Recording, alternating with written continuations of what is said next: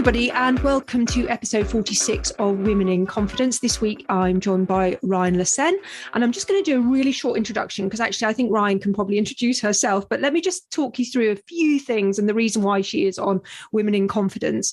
So Ryane is a mindset coach with a particular focus on high-achieving Black women, and she covers a whole lot of stuff around confidence and focuses on clarity, courage, confidence, and she takes a holistic coaching process, which I really want to get into, Ryane, when we're chatting.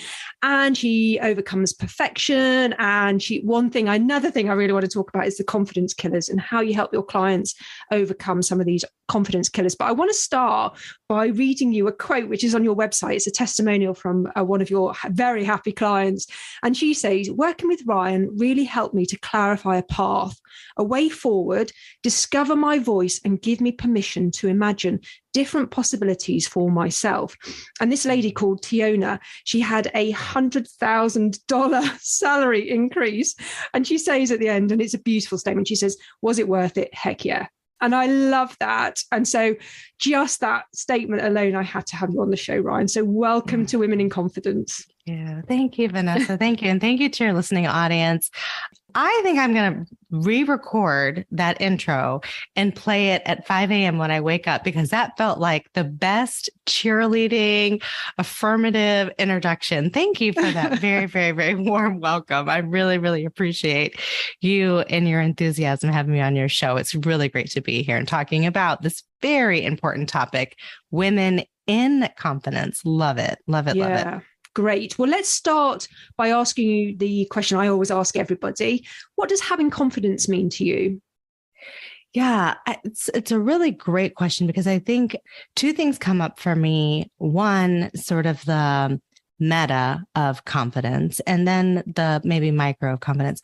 I think the meta of confidence is this idea of, one, when something is new, inherently there's going to be a confidence gap. There's going to be a question, can I do something? And that's sort of this natural human confidence experience of confidence, or waning of confidence, lacking of confidence in certain areas. Something is new. I think what we're really talking about is when something is new and someone might be emotionally caught, physically, mentally, even spiritually caught in this idea of, am I enough? Can I do it? And rather than that be a natural, almost like hiccup, like, oh, this is new, and I'm processing that this is new, and I'm aware that this is new, and the newness isn't freaking me out so much that I'm holding back. It's new and I'm still moving forward. We're really kind of talking about confidence where we're holding back, right? That sense of like, for all intents and purposes, I quote unquote should be able to move forward, but I can't. So that's the kind of confidence I'm talking about. I'm talking about those moments. So what does it mean to be in those moments of real internal fear and still be confident, or still move forward in confidence? What does that mean, right? Like, what is that position? And that's tough. Like, let's talk about that. That's a tough place to be in. And I think confidence there is the sense of, regardless of the fact that I can't change anything exterior, I can't change what's going on, I can't change people's perceptions. What I can do, though, is I can look inward and I can identify inner resources that I have, and I can tap on those things, and I can use that inner guidance system in this challenging situation. And to me, that is the interplay of confidence. It's like pulling on that inner wellspring that says, regardless of what's going on, I'm enough to not abandon myself and not abandon the situation, to not judge myself, not criticize myself, not belittle myself, shame myself in this moment. I'm going to hold myself, and I'm going to be gentle as much as I can and move forward. And I think that's confidence. And I don't think it's something that's like a status quo, or like a kind of just a Zen state of being, that someone stays in a state of confidence. I think it's something that wanes and waxes depending on the situation, depending on a person's thought process at any given moment. But I do think it's something that's accessible. And I think it's definitely something that's internal. I spoke to somebody yesterday, actually, and she was talking about confidence. And she said that behind every facade, because everybody puts on some sort of facade, whether they think they do or not, she said behind every person, there's a lack of confidence. But what the confident person does is that they have overcome some of their voices and all the things that you were saying, Ryan. I mean, do you believe that to be true, that behind everybody's face, facade, whatever, there is somebody with a real lack of confidence?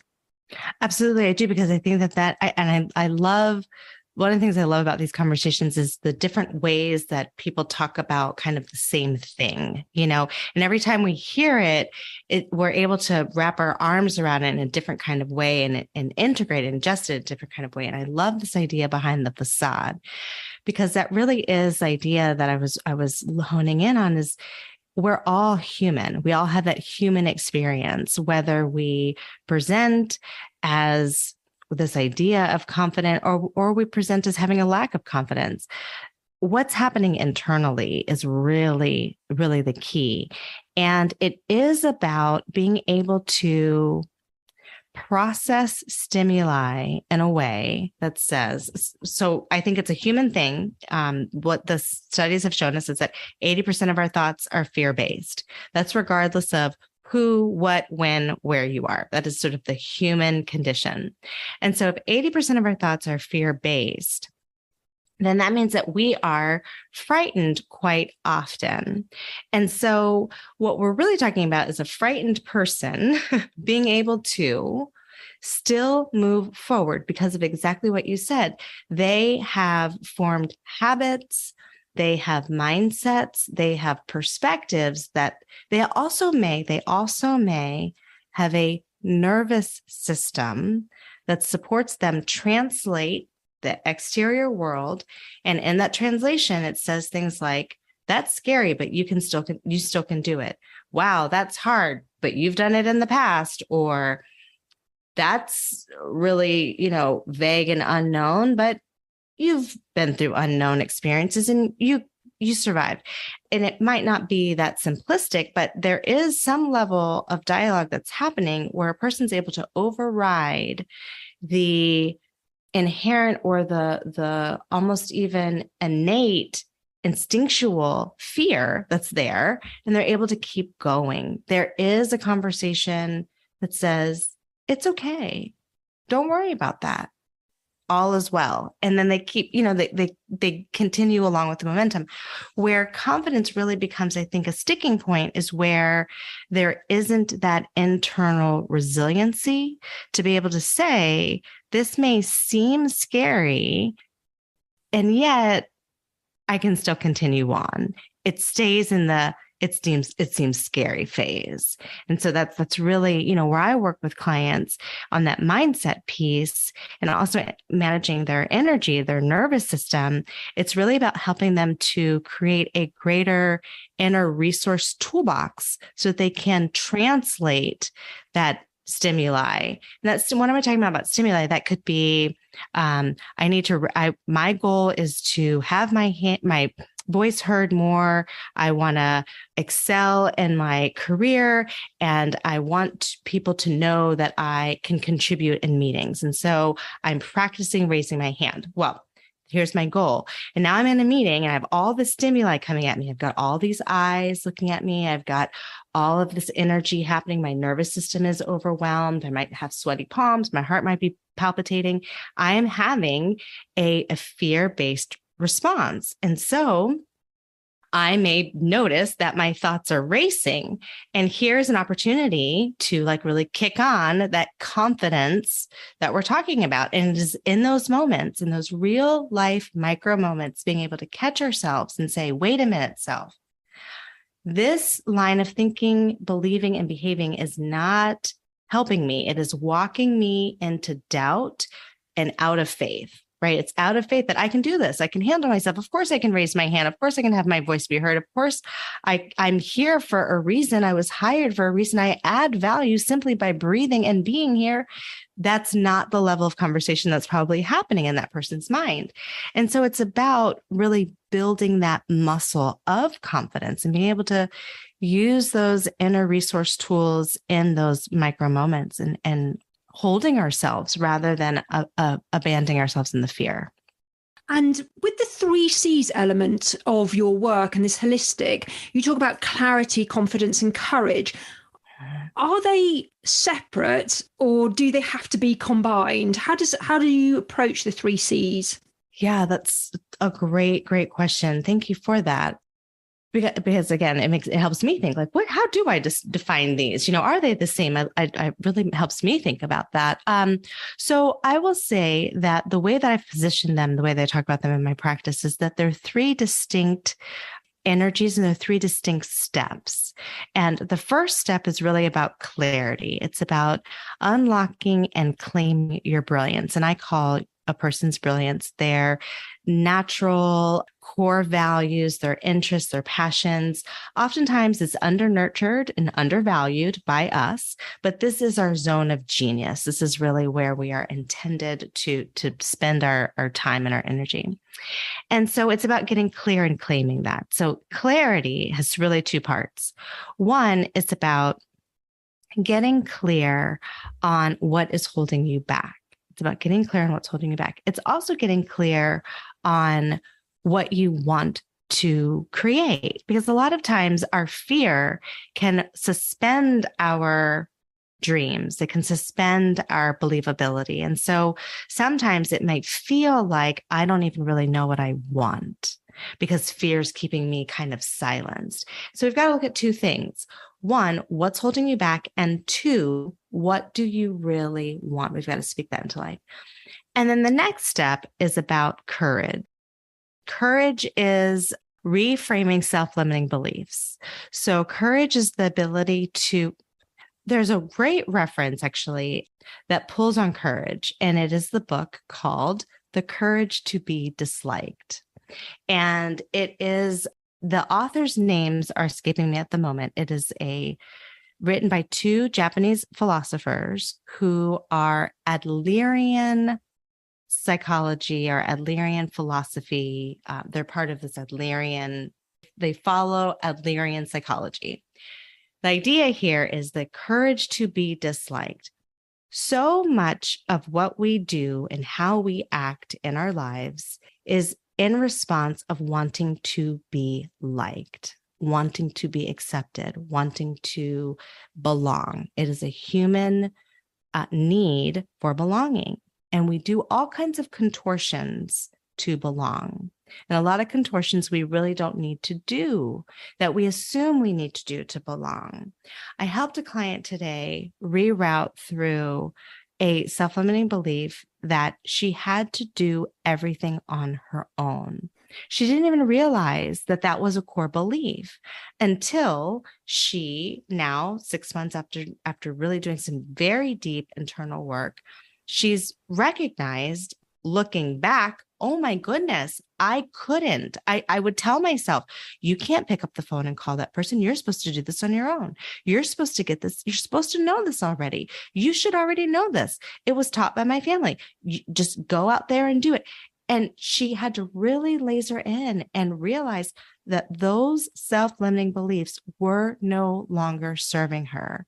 They didn't serve her. They didn't serve her because she wants to move up in her career. And in order to move up, she needs to network. She needs to be able to lean in on people. She needs to look for sponsorship and champions. And so she has to override that voice in her mind that says, don't do it, don't do it, don't do it. So that's this idea of courage, really being courageous. If I'm disliked, I am fine with myself. I am okay. And then moving on to confidence. And this is really around prioritizing big, bold ideas. Because when we can get really clear on what's causing us to be jammed and then also what we want, and we have all of this courage, then we can get really lost in well, how do I start? Where do I go? And can I actually accomplish this? I've got all this energy, but what am I doing, and how do I do it? And can I do it? And that's where we've got to really ask ourselves, what are the priorities? And that can be a very difficult and sticky question, because for high achieving people, we can want to do everything all at once. And the fact is that we can do multiple things, but we really can only do one thing at a time. So the question becomes, well, what's the priority? What is the highest value thing that you can do in this moment that's going to produce the greatest effect for your goal? And sometimes it can be to rest. That can be the most important priority. It could be to make a phone call. It could be whatever the priority is, but that's really the guiding question is, what is the priority? And that takes confidence to be able to say, I am discerning in what it is that I need to do. So that's how those three pieces in my practice play together. I would love to hear, if we were having a discussion, what does everyone else think? And, please, if you're interested in on the other end of this conversation, email us and tell us what you think about clarity, confidence, and peace. That's how I frame it within Inspire. Because the other thing I would probably throw into that, and let's have a bit of a discussion, is about authenticity and being yourself. Now, where does that sit with your clarity? Does that sit with confidence, or sit with courage, or does it sit across all of those? But I like to talk to my clients about being authentic, because nobody knows you better than you. Nobody can be you better than you. So don't try and be somebody else. I mean, do you believe authenticity is already captured in your 3 C's, or is it something that you're like, oh, okay, yeah, I hadn't thought about that? It's a great question. So I would say that my synonym for authenticity would be brilliance. Absolutely. And I lean into that. I talk about, you are the youiest you that you can be. Be it, so absolutely, that authenticity piece, I think, is so key, because again, this idea, and I think that all of them are interwoven into authenticity, because that's as I am now putting authenticity in the conversation and peeling back the things that I said, it's like, where to even start with any of those C's. But the one that's most coming up is this idea of courage, the courage to be authentic. But I think they all build on each other. It's like clarity. Who am I? In my authenticity, who am I? What do I like? What holds me back? What brings me joy? What doesn't bring me joy? Who is my being? And then from there, it's courage. Well, the courage to accept my being. I accept me for who I am. And then the confidence to now go out and be me and allow people to see that and stand in that. So I think that it absolutely is almost one and the same, and yet quite different. There's subtleties, but they are different energies. I had a really strong visual the other day, as I talk about brilliance, it was actually my daughter's teacher. I sent her an email, my daughter's in Montessori, asking about how to support my daughter at home, and building kind of having my own confidence at home with Montessori organization. And so my daughter's teacher wrote back this amazing email. I knew my daughter's teacher was bright, but how did I phrase it in my mind? It was to see the glistening of someone's brilliance, but to see the light of her brilliance was amazing. And so to see someone stand in the authenticity, to see that brightness and that purpose of someone, I think that's the core of why we're here, and the work that you and I do, to help people really tap into that authenticity and to stand in their brilliance and to shine in that way. You also said another word which is so powerful, and you said acceptance. And I guess we are talking around the same kind of thing, but sometimes the nuances of words are really important. And so that acceptance of everything about you, I'm here now, I'm going to accept where I am now, but I'm also going to accept when I get to where I want to be. And that sense of acceptance is such a powerful thing to have. Men, women, doesn't really make any difference, but just accepting who you are, faults and all, is a big part of probably both of what we do, and saying it's okay at the moment to not be what you want to be. Just accept that, and then let's do something about it. Yeah, I love that word acceptance. I'd never really thought about it before. So thank you for bringing that up. So powerful, so powerful. I love, like you, I love words. I love like the distinction of words, the feeling of them, because they really do, they capture a different essence, like you can substitute one for another, but they're quite distinct. And everyone, of course, has their own sort of lexicon of what a word means. But I do too. I love acceptance. It was a word, a concept that I want to say struggle. It was a challenge, to really accept myself and to teach acceptance. And something I think that's very integral to the work. And I do think it's, a human condition to be able to accept oneself, man, woman, as you said, child, old, young, being able to accept where we are, our shortcomings, our strengths, and like be okay with who we are as individuals. It sounds so simple, and yet we know that it's not a simple thing.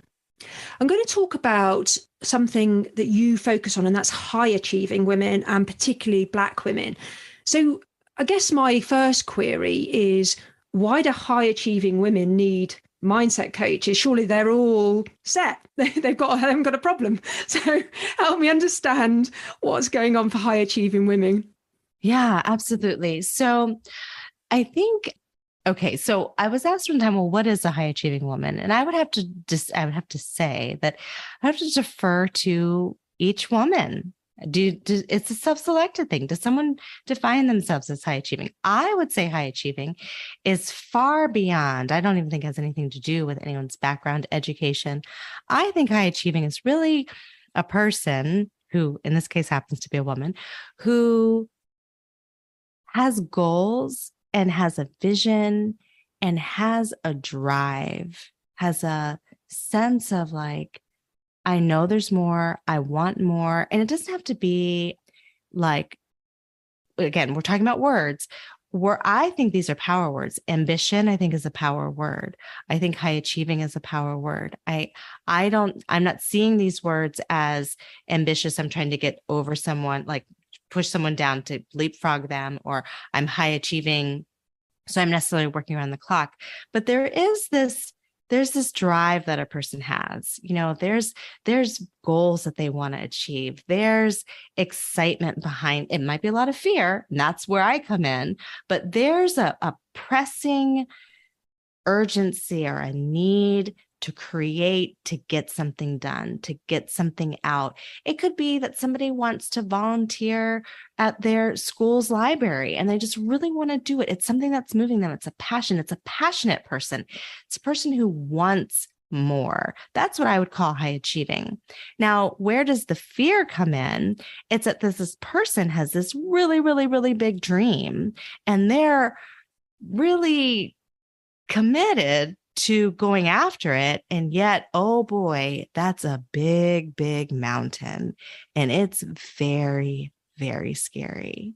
And so I help high achieving people who have big, big dreams to begin to create mindsets that empower them to look at that big dream. And rather than be overwhelmed by the fear, false evidence appearing real, of that dream. It's too big. I can't do it. Am I enough? What will people think? What if I fail? What if I succeed? How do I even start? What do I do then? All of those are booby traps. Those are, our confidence gaps. Those are sticky points. And so I help people to, one, really slow down, and to begin to answer those questions and to decide, well, is that a question that's needs to be answered now? Is that a question that even needs to be answered at all? What do you think? Let's really, have some space and time to consider those questions versus just frenetically asking the questions and kind of spinning in your wheels. So they're high achieving women who have big dreams, but also can be overwhelmed by the actualization of that dream. And your particular sorry, excuse me. Your particular focus is about high achieving Black women, and I might screw this question up, so I apologize and correct me. But is there something different about high achieving Black women than just high achieving women? And I say that question might be wrong, but I just want to understand it. I think it's a great question, and I appreciate the question very much. I'm going to say yes and no, both, right? Both in that one, no, because we're human beings, just like everybody else, right? We have up until this point, about a half an hour into our conversation, it's been a complete human, a human conversation, meaning for a human being, 80% of our thoughts, regardless of race, ethnicity, gender, are going to be fear-based. So that's just the human condition. And then you put on top of the human condition, social conditioning. And this is where things do become different for different fractions of people.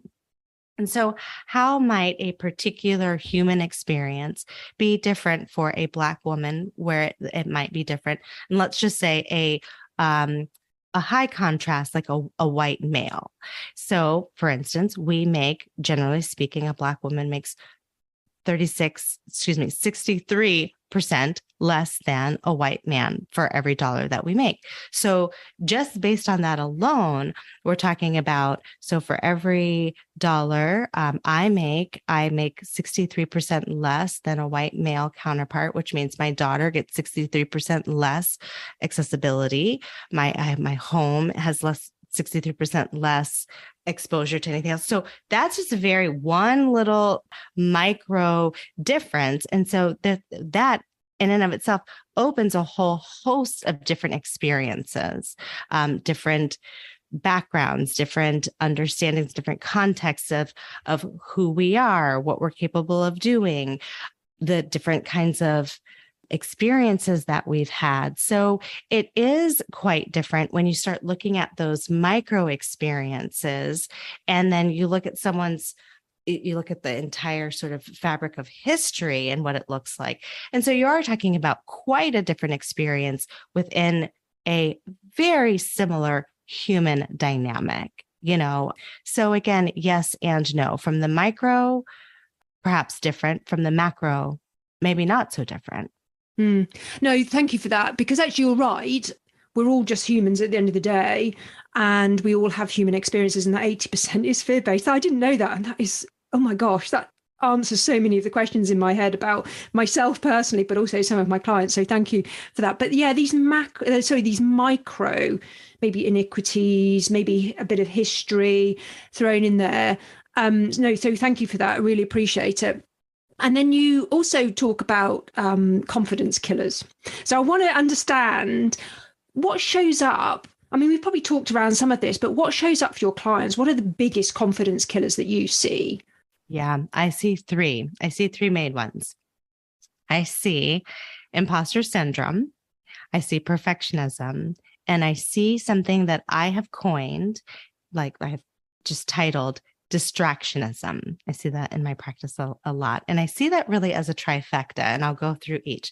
So the first two are two mindsets that are like, if you looked up, on the internet, you looked up Psychology Today, they are two distinct mindsets that have like clinical significance: imposter syndrome and perfectionism. A lot of research, a lot of history behind them.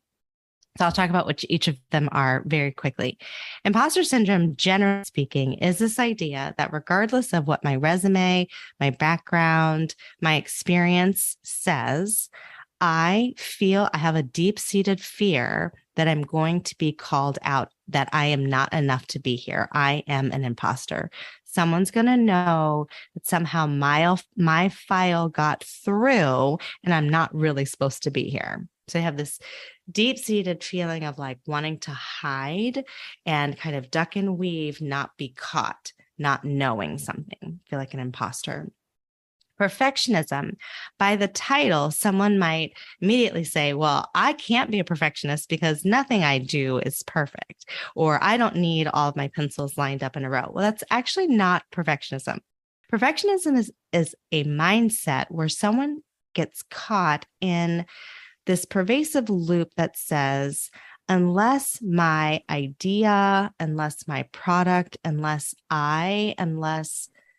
the thing I represent, unless it's perfect, unless it's complete, unless it's right, unless it's done, unless it's 100%, I can't let it go. It can't be seen. It's not enough. And so this person might be stuck on a hamster wheel of getting ready to get ready, constantly getting ready to get ready.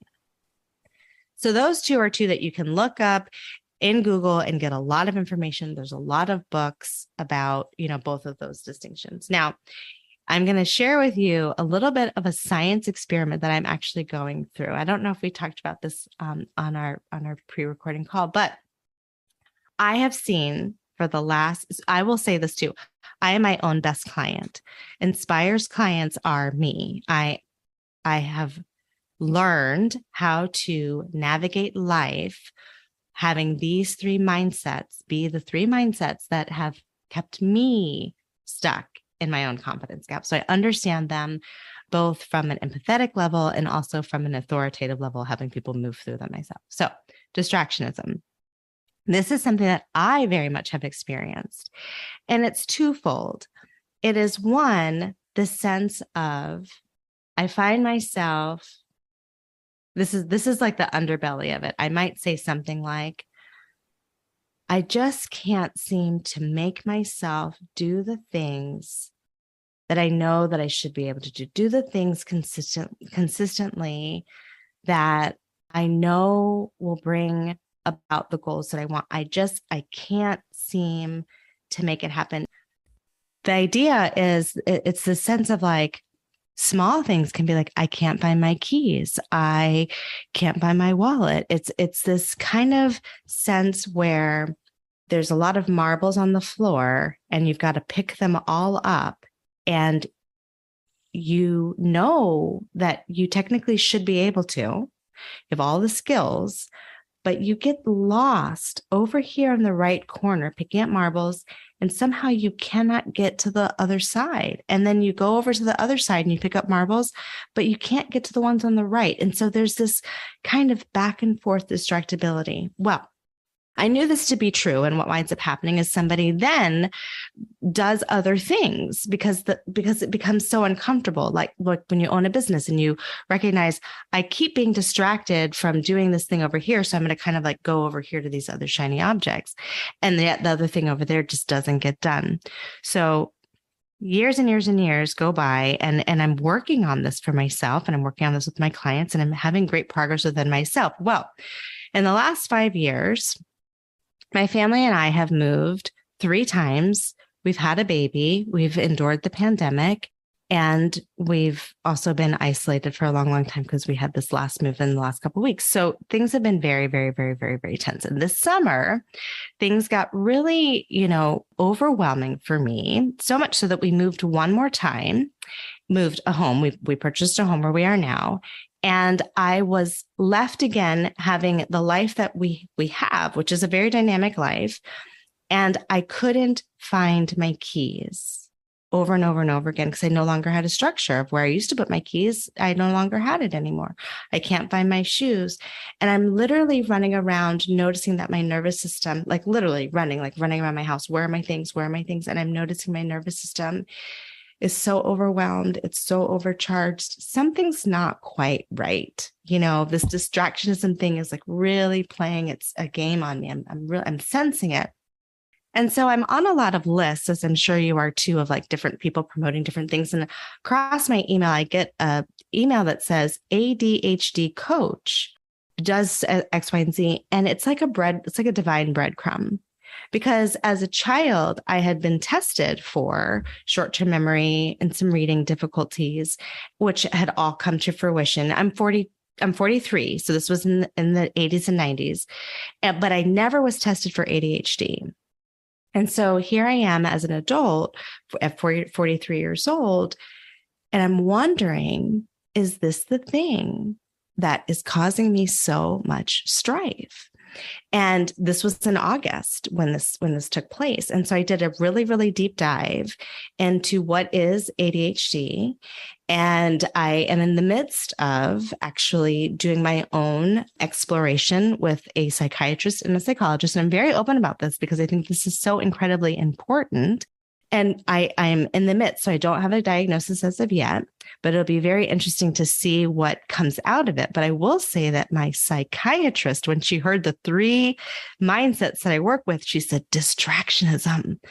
That's fascinating. And I said, it feels fascinating because I wonder if it's my own social scientist's definition of what I have been experiencing. It's going to be very interesting to see how that pans out clinically. But I do share that for so many reasons. One, it's totally personal, totally authentic, and it's where I am, and distractionism is a real thing in my practice.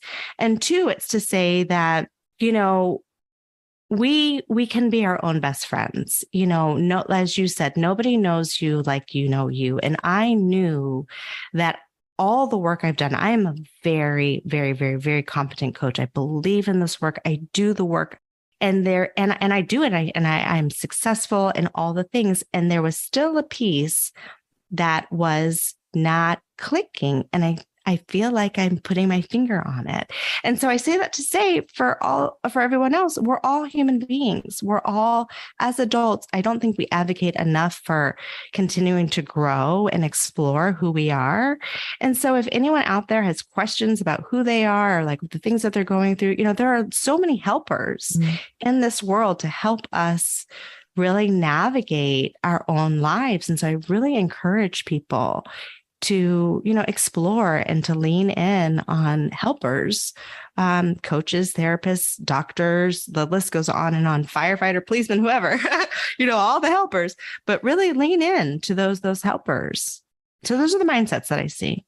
So, but I guess for someone who's high achieving perfectionist, asking for help is really tricky.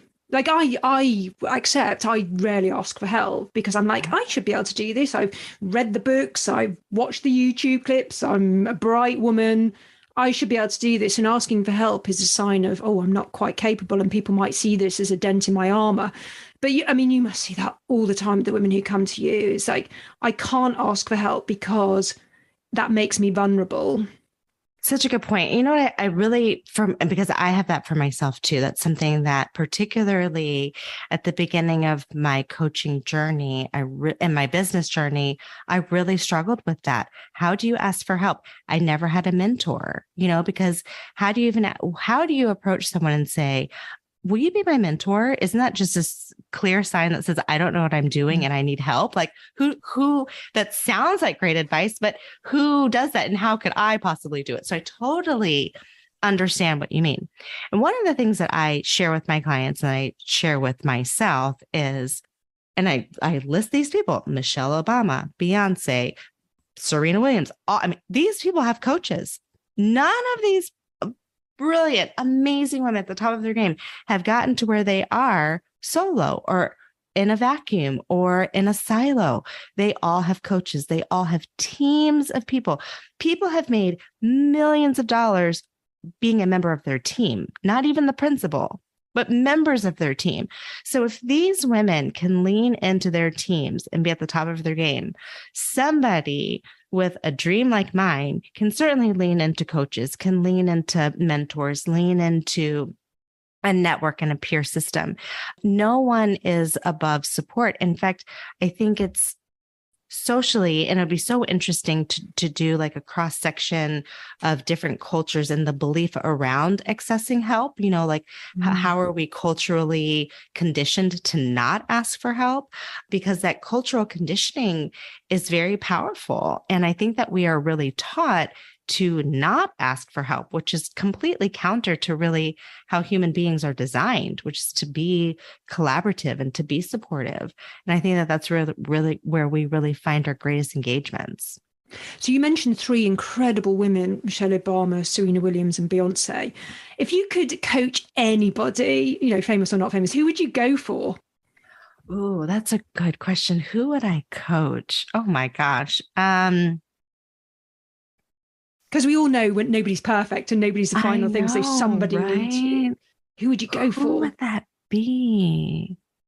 Oh gosh. Oh, Vanessa, that's a good question. The type of people that I really like to coach, sort of like one, I like to coach everybody. I love coaching. I love coaching. One of the types of problems that I love to help people really solve is people who are budding entrepreneurs who've got that like dream of something that they want to create, or when I say entrepreneurial, an entrepreneurial vision, it could be like this podcast that you've created, right? When it was planted from the ether, when you got this like charge of like, I should do this thing. Oh my gosh, I should do this. This is like so good. This makes so much sense. I've got so much power behind this. And then it's like, ooh, can I make it happen? Like right there, that's like such a cool nexus to catch people because they can, you don't have to quit your 9 to 5 to like do your vision. You can, but you can also integrate that into your life. You can think about this differently. You can breathe life into it.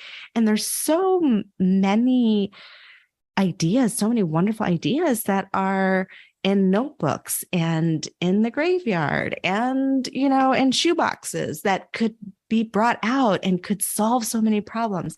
So, I mean, I would love to like coach a Beyonce. That would be so cool. But there, those intersections of like dreams and possibility. I love that. That is the best answer. That is honestly, that was so good.